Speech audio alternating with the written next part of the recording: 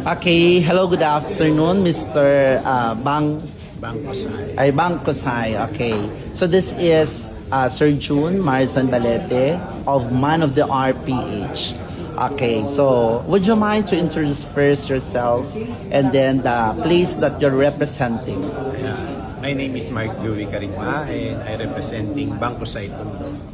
Okay, so this is the first question. If you will win Manila's Finest Hanks 2025, so how would you encourage the young men not to participate or to join this kind of competition?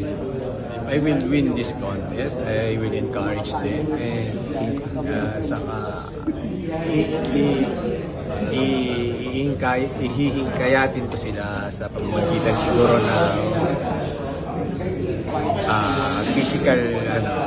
physical health.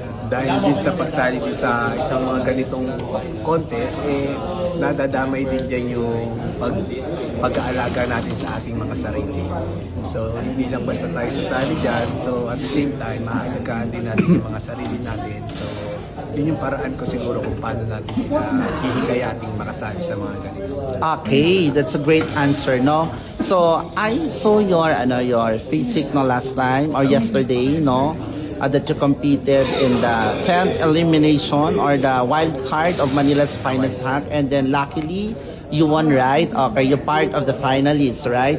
Okay, so my question is, how do you achieve that kind of physique? So would you mind to share with us your preparations and then your healthy diet? This kind of physics, hindi rin siya madaling makuha. So para ang ma-i-advise ko lang sa inyo kung para makuha niyo yung mga ganito talagang katawan o kailangan talaga ng disiplina sa sarili niyo. Kasi kahit isang bagay naman kahit anong gusto mo sa sarili mo, kahit anong goal mo, kung hindi mo sasalihan ng disiplina sa sarili mo, hindi mo makukuha kung ano man yung mga bagay na gusto mo ma-achieve sa buhay mo. And then the last one is, what is your edge among the other candidates?